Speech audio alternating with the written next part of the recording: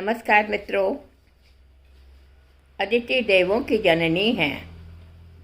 इनके सर्वाधिक महत्वपूर्ण पुत्र हैं देवराज इंद्र।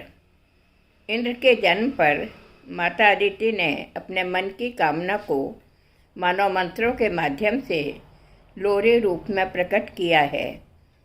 ये मंत्र ऋग्वेद के 153वें सूक्त में संकलित हैं। आइए इंद्र माता अदिति पर इस विषयक चर्चा करते हैं। इस आलेख में स्वागत है आपका। इंद्र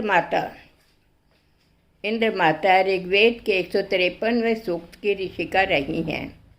यह सूक्त इनके पुत्र इंद्र के जन्म के समय प्रकट हुआ था। संतानोत्पत्ति पर जिस प्रकार किसी भी माता की प्रसन्नता का पारावार नहीं रहता, उसी प्रकार पुत्र इंद्र के प्राकट्य पर इंद्र माता भी हर्ष से भर उठी थी। संतान के जन्म पर हर माता उस पर सर्वस्व न्यौछावर करने को प्रस्तुत हो जाती हैं। संतान में उनकी आशाएं, आकांक्षाएं सन्निहित होती हैं।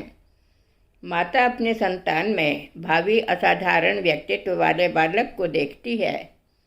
वह जोई सोई कछु गावे के आधार पर गुनगुना उठती है। इंद्र माता को जब असाधारण शक्ति संपन्न पुत्र की मात्रा बनने का गौरव प्राप्त हुआ तो उपर्युक्त सूक्त के माध्यम से उनके उद्गार मंत्रबद्ध हो उठे। इंद्र के जन्म से पूर्व ही इंद्र माता को आभास हो गया था कि उसे एक ऐसे पुत्र की माता बनने का सौभाग्य प्राप्त होगा जो असाधारण होगा। वह इतना शक्ति संपन्न होगा कि सब उसके वशवर्ती रहेंगे। वह सज्जनों के कल्याण के लिए सदैव तत्पर रहेगा। अपने संतान के विषय में यश, ओज, बल, सर्वगुण संपन्नता की कामना को मूर्त होते ही तो देखना चाहती है एक माता। इस सूक्त के मंत्रों में संतान की ओजस्विता से अभिभूत हो इंद्र माता ने उसकी स्तुति की है, मानो अपने मन की कामना को ही मंत्रों के माध्यम से लोरी रूप में प्रकट किया हो। इन आशीर्वादात्मक मंत्रों में तल्लीन हो इंद्र माता स्वयं ही गुनगुना रही थी। हे पुत्र, तू सामर्थ्य से संपन्न हो। अपनी सामर्थ्य शक्ति से तू सज्जनों की मनोकामनाओं को पूर्ण करने वाला हो। तू बलवान हो। तेरी ये उठी हुई भुजाएं मानव शत्रुओं को नष्ट करने के लिए उतावली दिख रही हैं। तुझसे संयुक्त होकर ये भी अपनी तेजस्विता के कारण सर्वत्र स्तुत्य एवं प्रशंसनीय मालूम हो रही हैं। तेरी ये भुजाएं मानो शस्त्रास्त्र धारण करने के लिए उतावली हो चुकी हैं।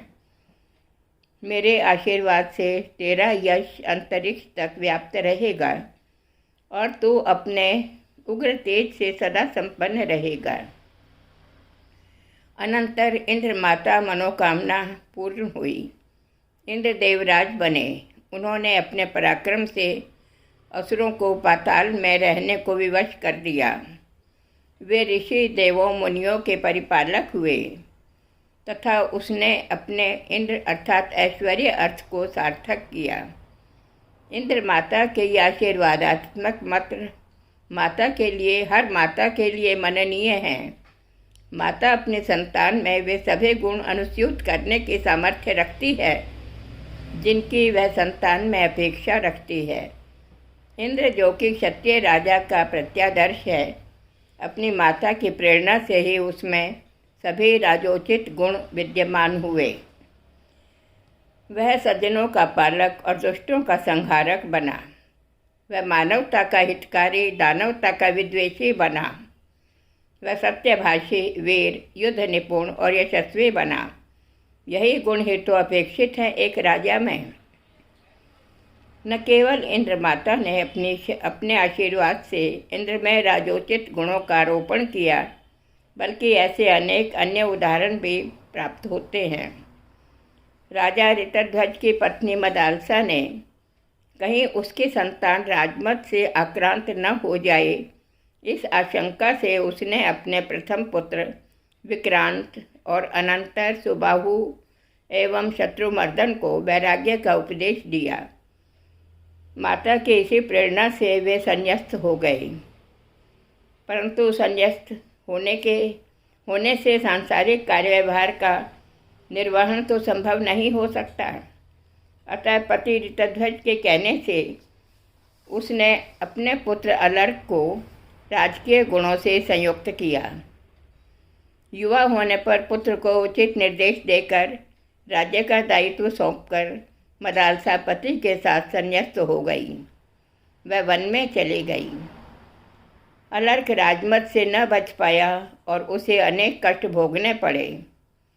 अंत में माता के उपदेशों का स्मरण कर उसने सत्संगति की और इच्छाओं का परित्याग कर बाद में वह संन्यस्त हो गया।